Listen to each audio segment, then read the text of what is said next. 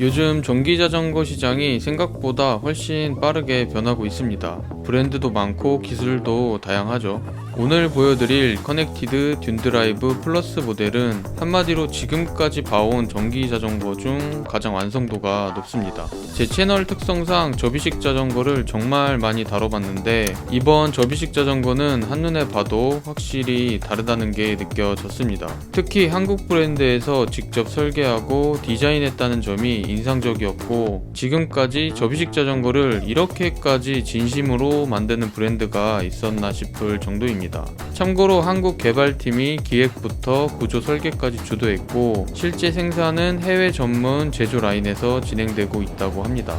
제가 이 모델을 보자마자 들었던 생각은 접이식 자전거가 가지고 있던 구조적인 문제를 정확하게 인지하고 개발했다는 점이었습니다. 단순히 접히는 방식이나 프레임 형태만 바꾼 게 아니라 실제 주행 중 발생하는 하중 분배나 프레임 뒤틀림 같은 부분까지 세밀하게 개선한 느낌이었습니다. 10리스 프레임 구조로 폴딩 경첩에 용접이 없는 단일 몰드 고강도 구조로 설계되었고, 제가 항상 단점으로 지적했던 선정리 부분도 완벽했습니다. 프레임 내부로 케이블을 모두 완전히 매립시켰고, 폴딩 레버는 바깥쪽으로 튀어나오지 않게 디자인되었습니다.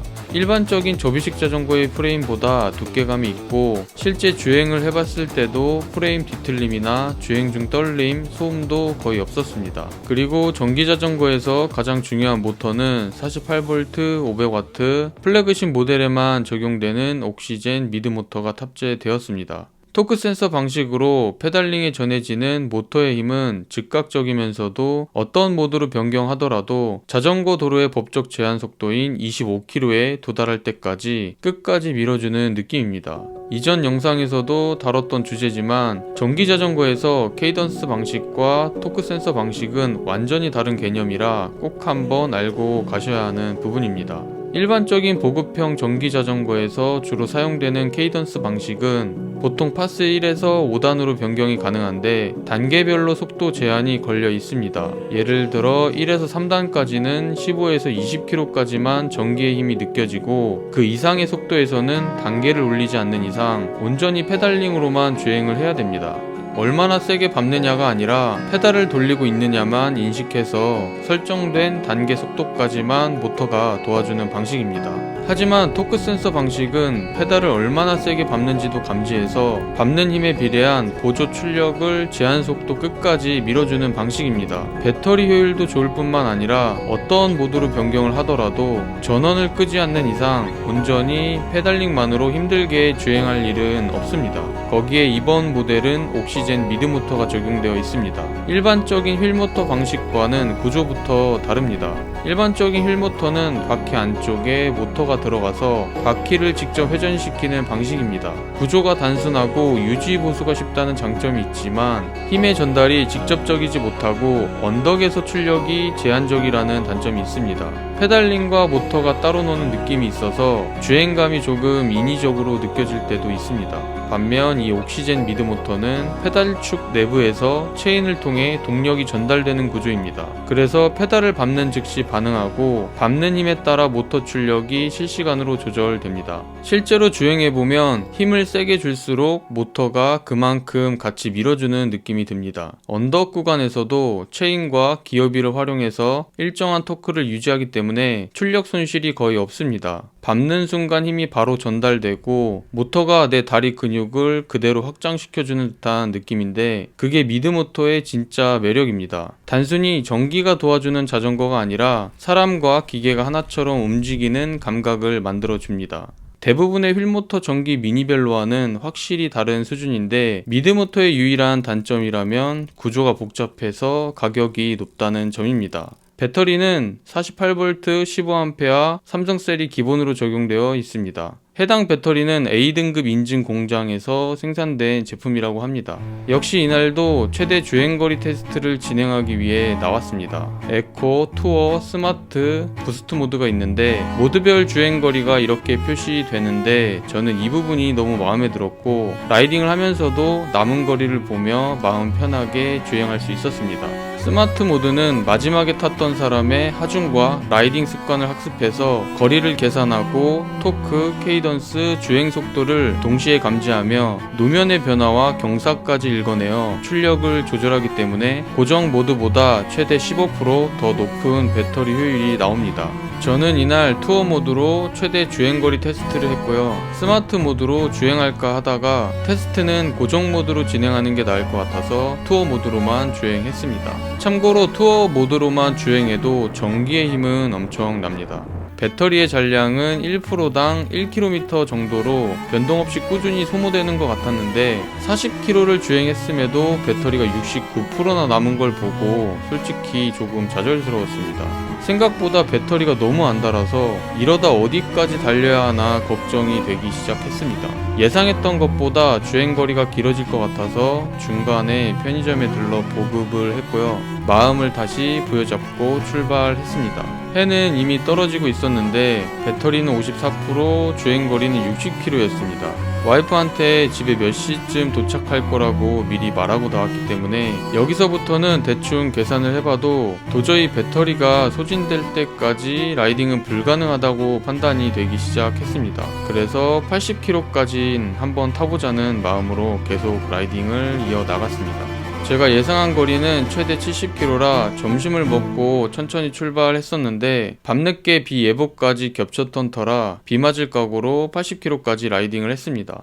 역시나 비가 내리기 시작했고 배터리는 39%, 총 주행거리는 80km를 달성했습니다. 80km를 주행했는데도 배터리는 39%나 남았습니다. 토크 센서 방식이라 제한속도 25km까지는 밟는 대로 전기의 힘으로 계속 밀어주기 때문에 애초에 주행거리 테스트를 조작할 수도 없습니다. 물론 언덕이 많은 구간이라면 변수가 있겠지만 일반적인 코스로는 거의 비슷한 주행거리가 나올 겁니다. 80km를 라이딩했지만 페달링으로 인한 힘든 부분은 전혀 없었고 그저 오래 안장 위에 앉아 있어서 엉덩이와 허리, 목 부분이 뻐근한 정도였습니다. 전기 자전거라고 해서 장거리 라이딩이 전혀 힘들지 않다고 생각하시는 건 큰 오해입니다.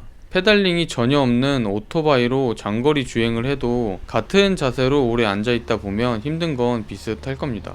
추가로 장착할 수 있는 파워맥스 배터리도 있는데 다른 전기자전거와는 달리 장착 방식이 조금 특이합니다. 프론트 짐바지 부분에 장착해서 탑튜브 포트에 연결해 사용할 수 있고 배터리는 듀얼로 동시에 소모되는 구조입니다. 주행 중에는 스마트폰을 충전할 수도 있고 잠금 장치가 있어서 열쇠도 따로 포함되어 있습니다. 파워맥스의 배터리 용량은 48V 10A입니다. 두 배터리를 동시에 사용한다면 아마 밤새 라이딩을 해도 가능할 것 같습니다. 리어렉과 프론트 짐바지가 기본 포함이라 저처럼 자캠을 즐기시는 분들한테는 최고의 조합입니다. 다만 이 프론트 짐바지를 제대로 활용하려면 가방을 고정할 수 있는 방법을 찾아야 됩니다. 그래서 저는 짐바지를 탈거하고 제가 가지고 있는 캐리어 블록을 장착해봤습니다. 무리 없이 장착이 가능했고 여러 종류의 가방을 장착할 수 있어서 활용도 면에서는 훨씬 좋습니다. 큰 가방부터 작은 가방까지 모두 잘 어울립니다.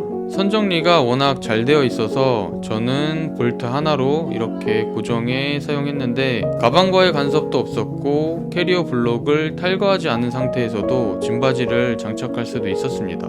반으로 접히는 전기 미니벨로들은 대부분 무겁고 폴딩 자석이 없어 사실상 폴딩 기능을 흉내내는 수준에 그치는 경우가 많았습니다. 하지만 듄드라이브 플러스는 접이 과정이 훨씬 간단합니다. 듀얼 킥스탠드 덕분에 자전거를 안정적으로 세울 수 있고 폴딩 레버를 풀어 반으로 접은 뒤 폴딩 자석에 고정하는 과정이 매우 간단합니다. 마지막으로 핸들 포스트를 내려주면 폴딩이 완성됩니다. 또한 듀얼 킥스탠드로 지탱된 상태에서 뒷바퀴가 살짝 떠있기 때문에 이 상태로 기어 세팅이나 브레이크 정비까지 가능합니다. 덕분에 무거운 전기 자전거를 매번 정비대에 올릴 필요가 없어 실제 사용 시에도 굉장히 편리했습니다. 브레이크는 텍트르 유압식 디스크 브레이크, 기어는 10단, 드레일러는 시마노 데올의 상급 부품이 적용되어 있습니다. 단순히 전동 어시스트 기능만 좋은 게 아니라 자전거 분연의 완성도도 높였습니다. 그리고 프론트 포크샥이 적용되어 있어 약 80km를 주행하는 동안 큰 충격도 효과적으로 흡수해줬고, 샥 잠금 기능도 있어 라이딩 스타일에 따라 전환이 가능합니다. 마지막으로 전체적인 완성도가 굉장히 뛰어난 모델이지만 물론 아쉬운 부분도 있었습니다. 핸들 포스트 높이가 일반적인 전기 미니벨로에 비해 다소 높은 편이라 평소 앞으로 살짝 숙여서 라이딩하는 제 포지션에서는 약간 불편하게 느껴졌습니다. 또 하나는 추가 배터리인 파워맥스 제품인데 이건 짐바지에만 고정이 가능합니다. 그래서 짐바지를 사용하지 않거나 탈거하게 되면 추가 배터리도 함께 사용할 수 없게 되는 구조입니다. 평소 가방을 주로 사용하는 저한테는 이 부분이 가장 아쉬웠습니다. 물통 거치대 홀에도 장착이 가능했다면 활용도가 훨씬 높았을 것 같습니다. 평소 전기 미니벨로에 관심이 있으셨다면 이번 커넥티드 듄드라이브 플러스 모델은 꼭 한번 눈여겨보셔도 좋을 것 같습니다.